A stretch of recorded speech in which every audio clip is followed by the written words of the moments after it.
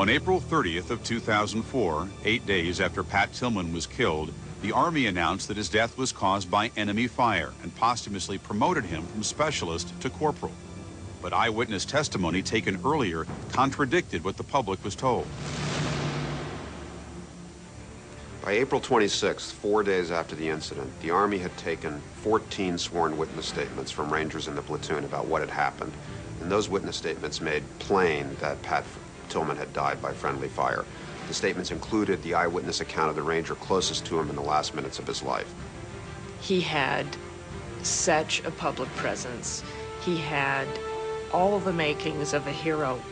It was probably so tempting to use that story in a way and say, look, he died heroically. Pat had already served with distinction and valor and courage. It did not require a bit of embellishment. I just wish they had handled this thing in a more efficient fashion, and unfortunately the way they did, they've opened themselves, the Army, up to allegations of not telling the truth, and that's very unfortunate. It's unfortunate because Pat was always such a straight shooter with everything that his country didn't do the same for him. On May 29th, 5 weeks after he was killed, the Army confirmed Tillman's death as the probable result of friendly fire. Mary Tillman told me that as time went on and she learned more and more, she said, about the negligence that had contributed to Pat's death, and also learned more about how the Army had managed the case, she said she became angrier and angrier. Mrs. Tillman approached me about 2 months after the death of Pat Tillman, and we went through a series of questions, and then she sent me later another series of questions. I met with the Secretary of the Army and some generals on 2 different occasions. And after the second meeting, the Secretary of the Army said he was reopening the investigation.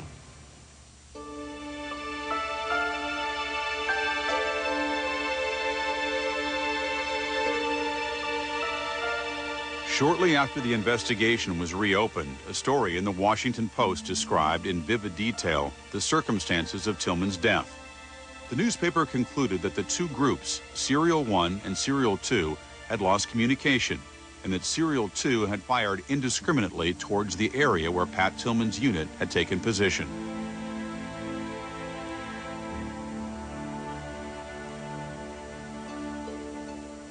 Pat Tillman kept waving his arms and shouting, "I'm Pat Tillman, ceasefire, friendlies, friendlies."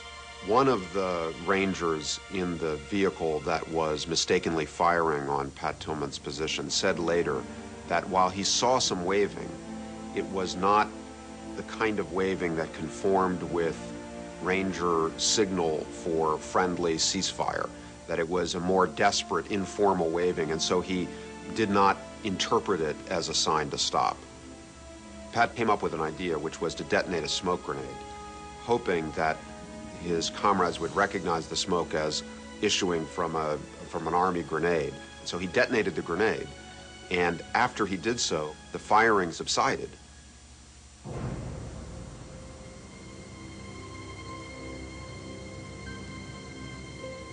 The Ranger that was nearest Pat told investigators that after they'd had this pause, suddenly a second barrage came in, and this Ranger dived on the ground, and he heard Pat Tillman behind him, behind a rock, shouting, "Ceasefire, friendlies, I'm Pat friggin' Tillman, damn it."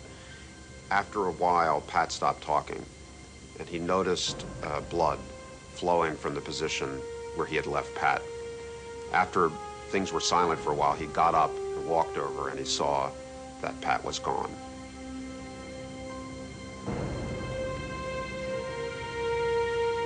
According to the Army, 7 persons were disciplined. 1 was a member of Tillman's platoon.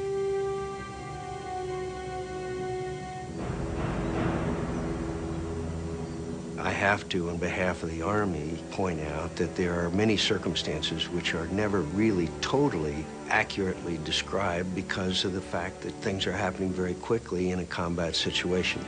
So, in defense of the Army, I am sure that there were some parts of this story that were certainly not clear and may never be totally clear. It is a fact of war. It's nothing you can really stop. Can you train for it? And that's what training is all about, is trying to keep that from happening through communications, through good battle drills and so forth. And it's a shame it happened, whether it be him or any soldier out there. To me, how he lived was the most important thing. How he died really didn't matter.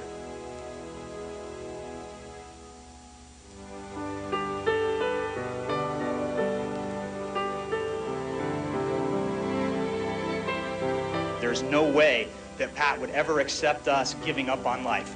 There's not a chance. Because Pat's glass wasn't half empty. It wasn't even half full. Pat's glass was filled to the rim. It was overflowing with life.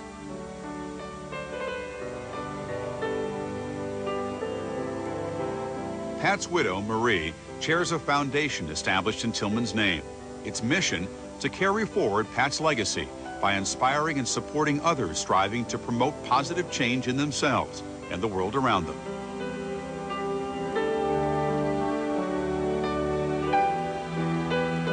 Everything that has happened since Pat Tillman's death, Pat would cringe at the coverage he has gotten. Pat would cringe at how he's been placed on a pedestal, even though most people like us realize that, yeah, he does deserve a space on a pedestal.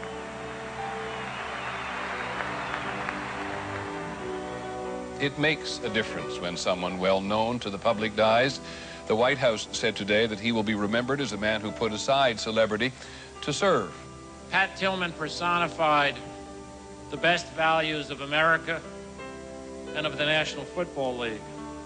That's the man right there. That's the man right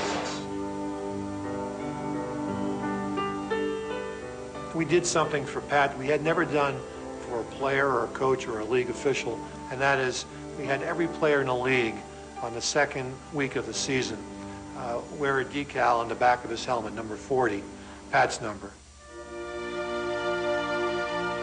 I know that Pat would want to thank all of his fans and the people of Arizona for all the support that they gave him throughout the years.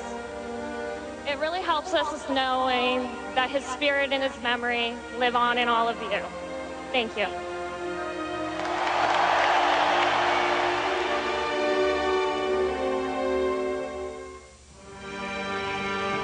Pat was a guy that appealed to the tough guy because Pat was a tough guy. He was the type that appealed to the intellectual because he was that. He was the type that appealed to the free spirit because he was definitely that. I've probably coached close to 500 or 600 kids. And every once in a while, you come across a person who seems to have it all. You get a Pat Tillman. And when you get a Pat Tillman, you kind of know it when you have it. And sometimes you don't appreciate them while they're there.